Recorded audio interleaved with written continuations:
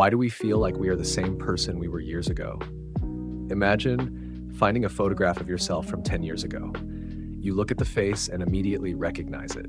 Maybe your hair was different, your clothes were different, you lived somewhere else, you had different friends, different fears, different ambitions. You probably believed things that you no longer believe. And yet, when you look at that person, something strange happens. You do not think that was somebody else. You think, that was me. But what exactly does that mean? The person in the photograph has changed in almost every way that seems easy to measure. Their body has changed, their memories have expanded, their personality may have shifted, their relationships are different, their knowledge is different, their priorities may be almost unrecognizable. So why does your mind connect that person to the person reading these words right now? Why does your childhood self feel like an earlier chapter of the same story instead of the biography of a stranger? This question leads into one of the oldest and strangest problems about being human: personal identity. We experience life as one continuous journey, and yesterday belongs to us, childhood belongs to us. The embarrassing things we did at 17 somehow belong to us. The dreams we had when we were young feel like our dreams, even when we would never want those things today. There seems to be a single thread running through all of it, but perhaps the thread is not what we think it is. Perhaps the feeling of being the same person is something the brain creates. And if that is true, then a surprisingly deep question appears. If the person you were has changed so much, what exactly has remained the same? The person in the mirror has been changing. Start with something obvious. Your body changes constantly. You probably do not have the same cells you had as a child. The details are complicated. Different tissues renew at different rates, and some cells can remain for very long periods. But the general point is simple. Your physical body is not a frozen object that has traveled through time unchanged. It is more like a process. You eat, you breathe, you sleep. Your body repairs itself. Your brain changes through learning. Your muscles respond to use. Your hormones change. Your face changes. You age. And yet, every morning you look in the mirror and think, that's me. We rarely experience this physical change as a series of replacements. There is no moment when you wake up and think, yesterday's body has been retired, today's body belongs to a new person. The changes are too gradual. That matters. Imagine a house being renovated one room at a time. First, the kitchen changes, then the roof, then the windows, then the floors. Years later, almost everything has been replaced. At what point did it stop being the same house? There may be no obvious answer. Something similar happens with us. Change is usually gradual enough that consciousness never receives a clean dividing line. You do not experience yourself as becoming a different person. You experience yourself as continuing. And continuity may be one of the most powerful illusions or constructions of the human mind. Your mind doesn't store your life like a video. There is another reason your past feels connected to you: memory. We often imagine memory as a library. Something happens. The event gets stored. Years later, you open the mental drawer and retrieve it. But human memory does not work quite like that. When you remember something, your brain is not simply playing a perfect recording of the past. Remembering involves reconstruction. Details can disappear, change, merge with other memories, or become influenced by what you later learned. That sounds unsettling. It also explains something important.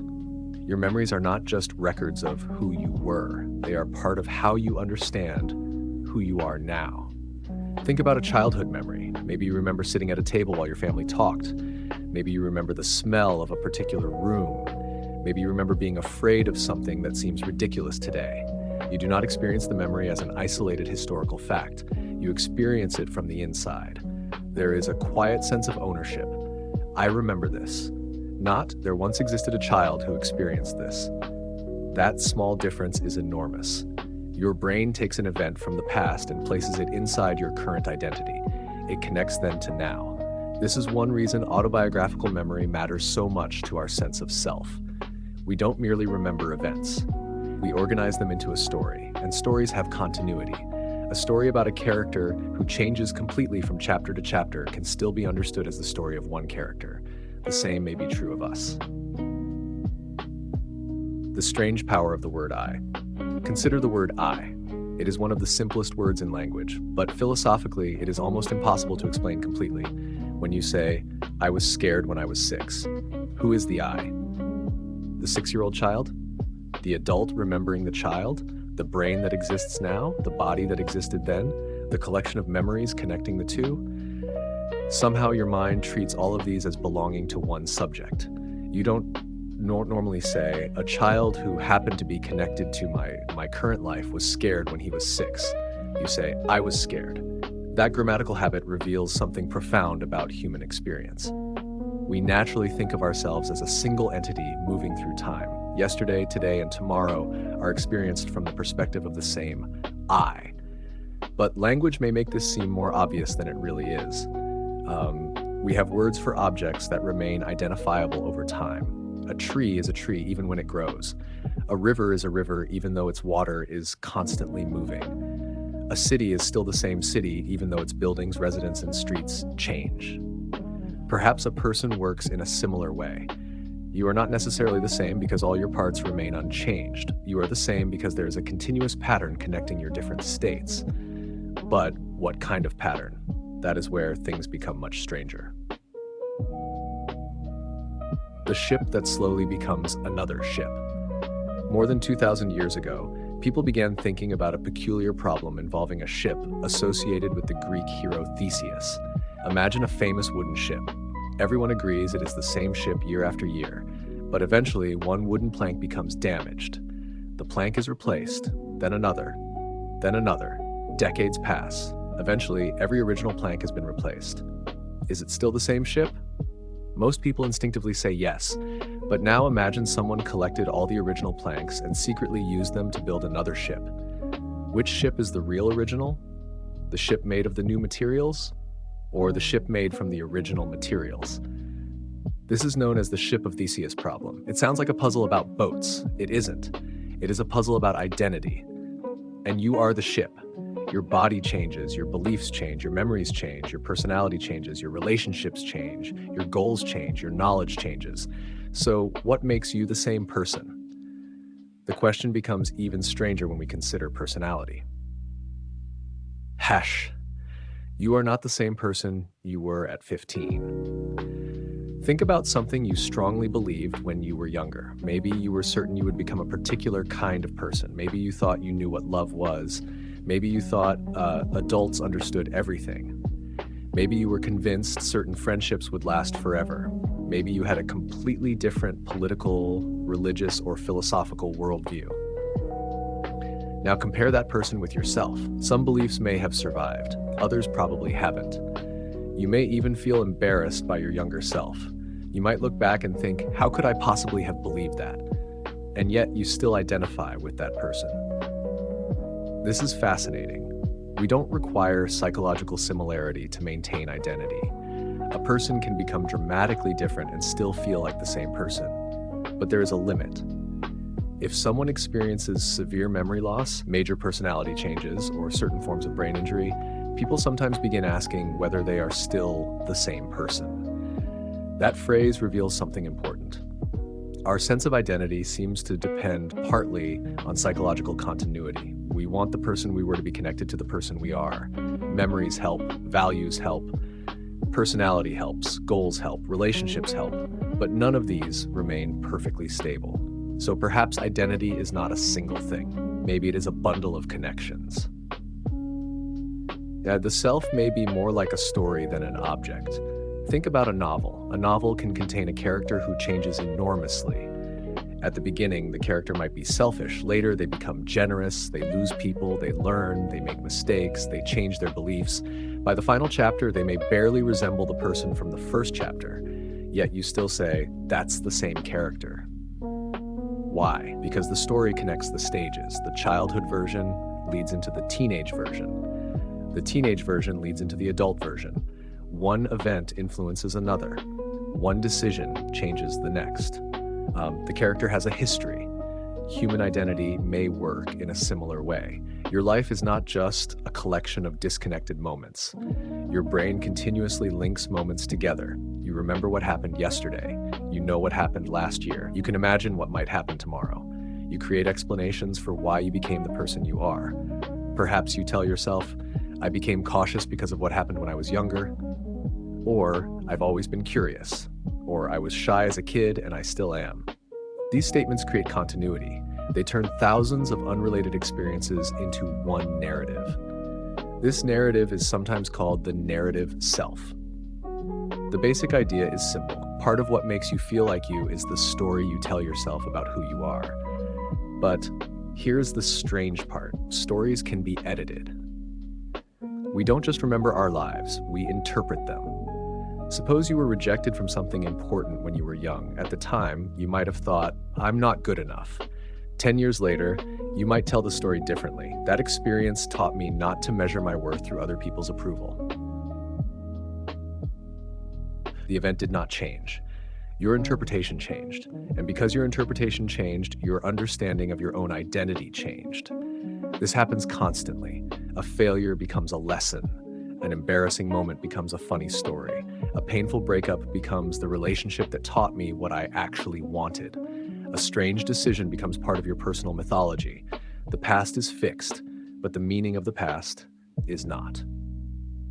This may be one of the reasons we can continue feeling like the same person while constantly changing. We repeatedly rewrite the meaning of our previous experiences while keeping them connected to the current story. In a sense, the self is both the author and the character. You are living the story while simultaneously editing its interpretation. The 5-year-old you is still in there, but not literally.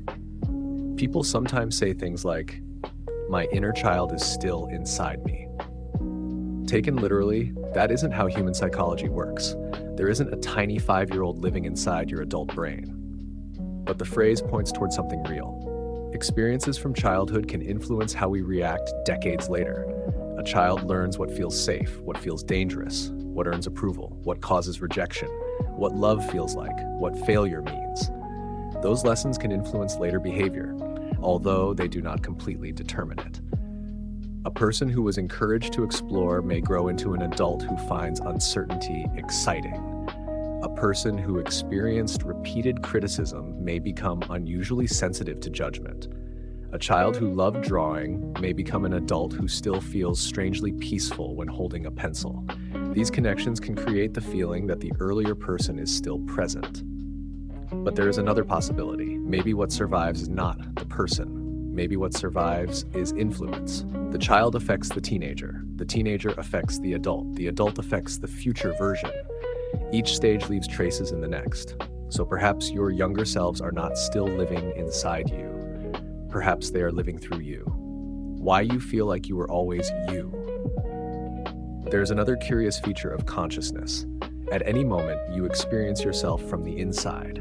You don't experience your current mind as a historical object. You simply experience it as me. When you were 8, you experienced the 8-year-old mind as me. When you were 20, you experienced the 20-year-old mind as me. Today, your present mind feels like me. The word stays the same even while the contents change. This creates a powerful illusion of stability. Imagine watching a river. The water is different every second, but the river appears continuous. You might say the river has changed. You might also say it is the same river. Both statements can be true because same has different meanings. The river is not the same collection of water, but it maintains a continuous structure. Maybe you are like that. Your thoughts change, your body changes, your emotions change, your memories change. But there is enough continuity between one moment and the next that your mind experiences them as belonging to an ongoing self. The important thing may not be perfect sameness. It may be continuity without permanence. But what if the feeling of continuity is an illusion? Now we can make the question more uncomfortable. What if there is no permanent self underneath all of this? Some philosophical traditions have suggested something close to this for centuries. Certain Buddhist traditions, for example, question the idea of a permanent, unchanging self. Instead of imagining a fixed me underneath experience, they describe a changing collection of physical and mental processes. Western philosophers have approached related questions differently. David Hume famously examined his own experience and argued that when he looked inward, he found individual perceptions, sensations, emotions, and thoughts. but not a simple, permanent self hiding behind them. These ideas can sound strange because ordinary life gives us such a strong feeling of being one person. But consider what happens when you try to find the self directly. Close your eyes, listen to a sound, notice a thought, feel your breathing, notice an emotion. Now ask, which one of these things is the self? The sound changes, the thought changes, the emotion changes, the body sensation changes. Even your sense of I can become an object of attention. So where exactly is the permanent self? You can point to your body, you can point to your brain, you can describe your memories, you can describe your personality, but none of these completely captures the experience of being you. This doesn't prove that the self is an illusion. It simply shows that the self is harder to locate than common sense suggests. The brain may be constantly rebuilding you. Modern neuroscience adds another layer to the mystery. The brain is not a passive camera recording reality. It is constantly processing information, predicting what is happening, updating expectations, and combining incoming signals with memories. Your experience of yourself is part of this process. You don't consciously inspect every heartbeat, every sensation, every memory, and every movement before deciding who you are. The brain integrates enormous amounts of information automatically. It produces a coherent experience. That coherence is useful. Imagine waking up every morning with no sense of continuity. You would remember facts about your life, perhaps, but you wouldn't naturally feel that the person who went to sleep last night was you. Planning would become difficult. Responsibility would become confusing. Relationships would be almost impossible to maintain. Human life depends heavily on continuity. So the brain has enormous reasons to maintain a stable model of the self. Stable does not mean perfectly accurate. It means useful. You need to believe, at least most of the time, that the person who made a promise yesterday is the same person who needs to keep it today. You need to believe that the person who started learning something last month is the same person who can continue learning it today. You need to recognize your own face. You need to remember your own history. You need to anticipate your future needs. The feeling of being one person through time is therefore not just philosophical decoration. It is deeply practical. #the future you is also a stranger. Here is an even stranger experiment. Think about yourself 10 years from now. That person will probably have different experiences, different knowledge, different relationships, different concerns, maybe even different values. You can imagine that person, but you cannot fully know them. In a very real sense, your future self is partly a stranger, yet you still care about that stranger. You save money for them. You exercise for them. You study for them. You make sacrifices for them. You tell yourself, I want my future self to be glad I did this. Why would you care about someone who doesn't exist yet and may become psychologically different from you? Because you assume continuity. You believe that the person who wakes up 10 years from now will somehow be you. This is one of the most interesting features of personal identity. We don't only extend ourselves backward into the past. We extend ourselves forward into the future. Your past self explains your present. Your present self makes decisions for your future self. Your life becomes a chain of psychological relationships between versions of you that have never existed simultaneously. In that sense, every person you have ever been and every person you may become are connected by a strange promise. You are still me. What if you could meet your younger self? Imagine a science fiction machine that allows you to meet yourself at age 12. You sit across from the child. At first, you recognize them immediately, but then you start talking. They don't understand your career. They don't know the people you know. They have never heard of experiences that transformed your life. They have different fears. They laugh at different things. They want things you no longer want. Maybe they would dislike some of your current choices. Maybe you would dislike some of theirs. Eventually, you might realize something unsettling. You are meeting someone who is both deeply familiar and deeply strange. You might recognize their face, you might recognize their habits, you might recognize the beginning of your personality, but you would also realize how much has been created since then. So what would you call them? A stranger? Your past self? Both? This thought experiment exposes something important. Identity does not seem to require complete similarity. you can be very different and still experience a powerful sense of ownership over your past. Perhaps what matters is the chain connecting the stages. The chain could be broken. Now imagine something more extreme. Suppose a person loses every autobiographical memory. They know how to speak. They know how to walk. They know general facts about the world. But they don't remember their childhood, their relationships, their career, or the events that shaped their life. Are they still the same person? Legally, medically, socially, and philosophically, the answer becomes complicated. The body says yes. The biological history says yes.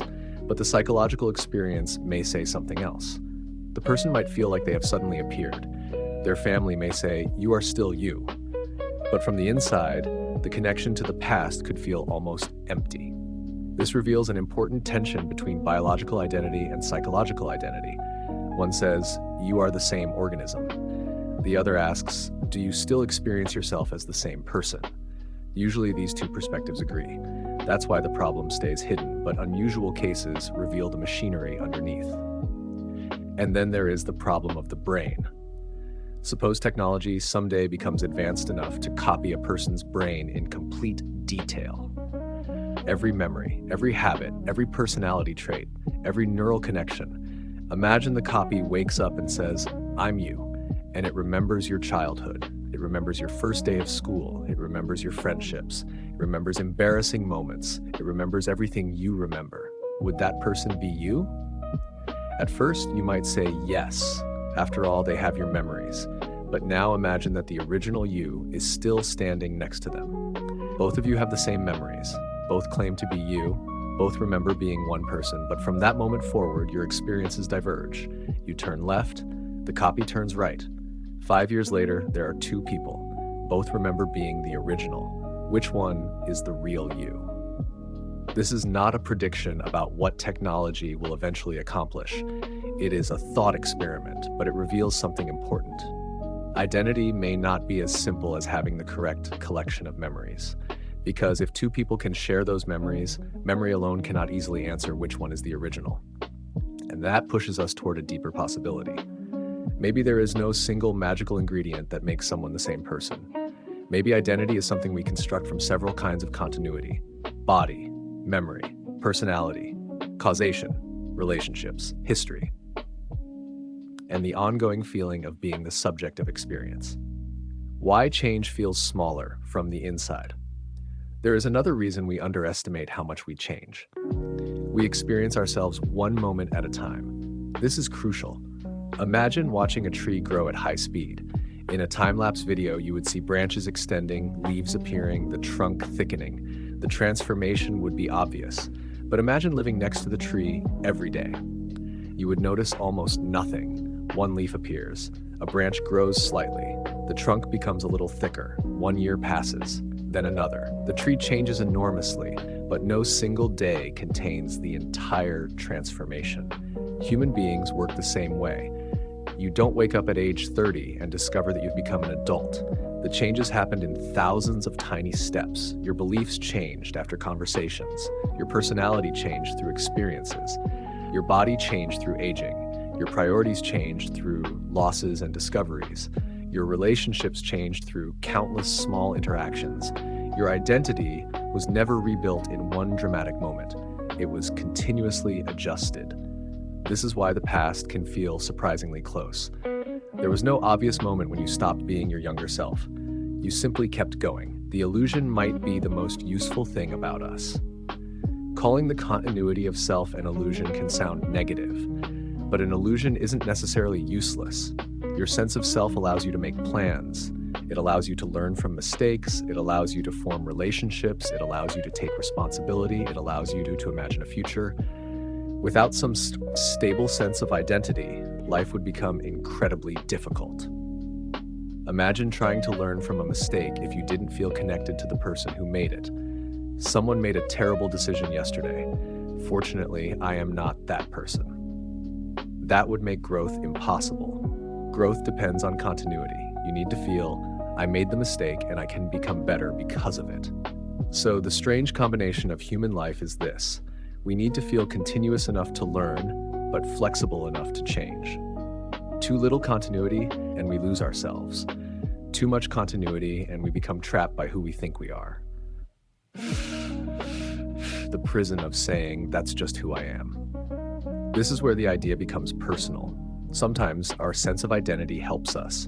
Sometimes it limits us. A person might say, I'm just shy.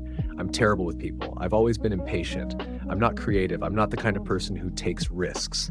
These statements sound like descriptions, but they can become instructions. Once you decide something is part of who you are, changing it can feel almost like betraying yourself. This is one of the hidden costs of identity. We don't just use identity to explain our behavior. We use it to predict our behavior, and then our predictions influence what we do. But if the self is a continuing process rather than a fixed object, perhaps these statements are less permanent than they feel. You may have been shy for 20 years. That does not logically mean you must be shy for the next 20. You may have always avoided something. That does not mean avoidance is part of your permanent essence. The person you were can explain you without imprisoning you. Your past is part of your identity. It is not necessarily the boundary of your identity.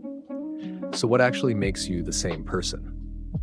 We can now return to the original question. Why do you feel like the same person you were years ago? There probably isn't one simple answer. Part of it is your body. Your brain has remained part of one continuous biological organism. Part of it is memory. You can connect present experiences with remembered events from your past. Part of it is personality. Some tendencies remain stable enough to create a sense of familiarity. Part of it is causation, the person you were influenced, the person you became. Part of it is narrative. You organize your experiences into a story with a past, present, and future. And part of it may simply be the structure of consciousness itself. At every moment, experience arrives from the perspective of here and now. The I feels continuous because each moment is connected to the next. None of these explanations completely solves the philosophical problem, but together they explain why the feeling is so powerful. You don't need to remain exactly the same to feel continuous. You only need enough connections between one version of yourself and the next.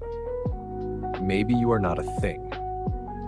We often talk about ourselves as if we are objects. I am this kind of person. I have this personality. I became this person. But perhaps a better metaphor is a process. A flame is a useful example. Look at a candle flame. It seems like a thing.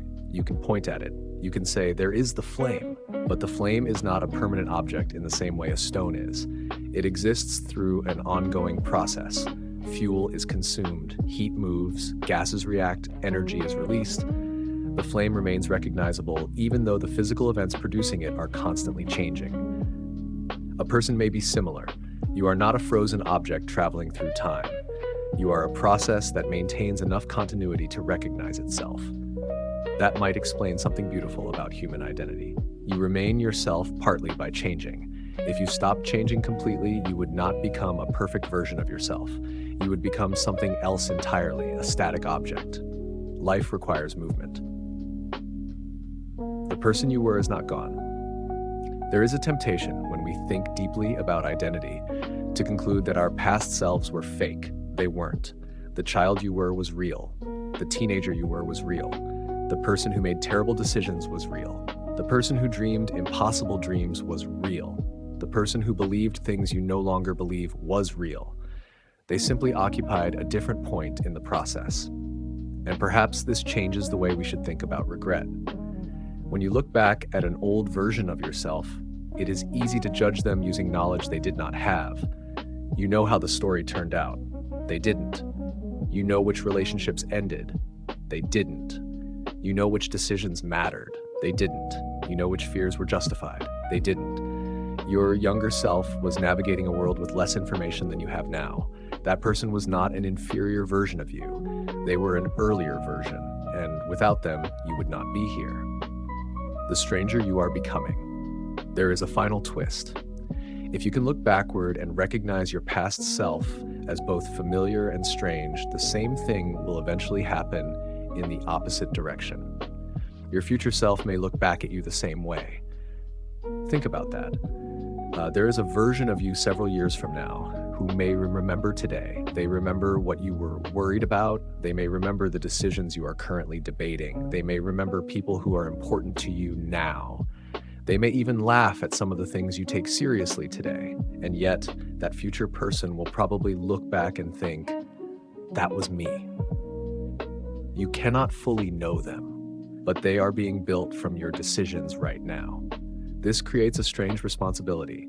You are not only the result of your past, you are also the ancestor of your future self. Every version of you inherits something from the previous one. Habits, memories, consequences, wounds, skills, beliefs, stories, and possibilities. The person you become tomorrow is, in part, something today's version of you is creating. Maybe identity is a relationship across time. Perhaps the deepest answer is not that you are exactly the same person you were years ago. You aren't. But perhaps you are not a completely different person either. You are connected to that person. That connection is strong enough that you call their experiences your experiences. You call their mistakes your mistakes, their memories your memories, their childhood your childhood, their hopes, even the forgotten ones, somehow belong to your history. And the same thing is happening in the other direction. Your future self will inherit your present. So perhaps identity is not about finding the one permanent piece hidden inside you. Maybe there is no tiny, unchanging, real you waiting to be discovered. Maybe there is only a chain. A child becomes a teenager becomes an adult. One decision leads to another. One memory influences another.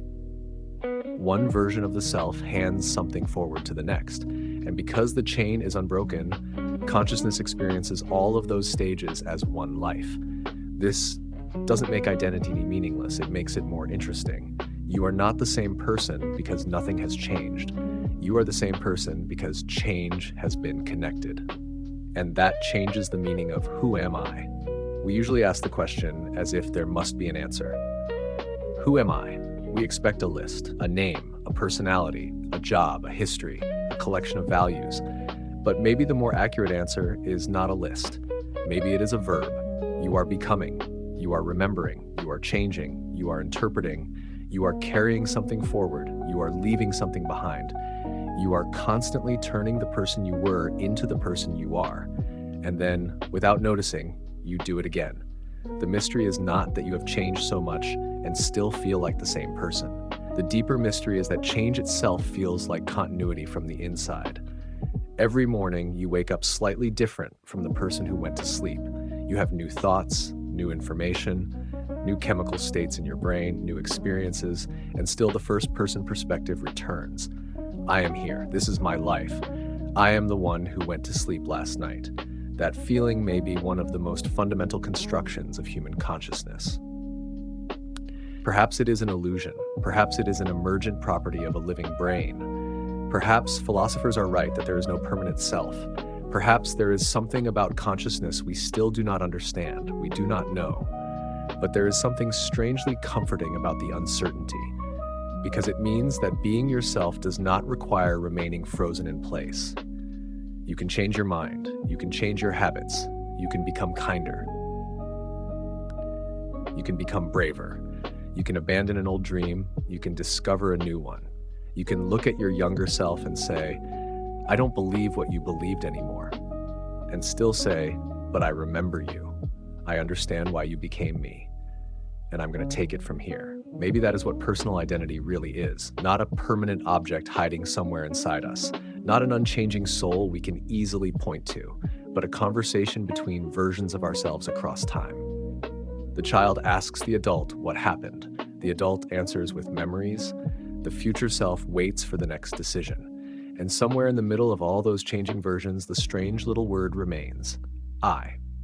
Perhaps we spend our lives assuming that I names a thing. Maybe it names a journey.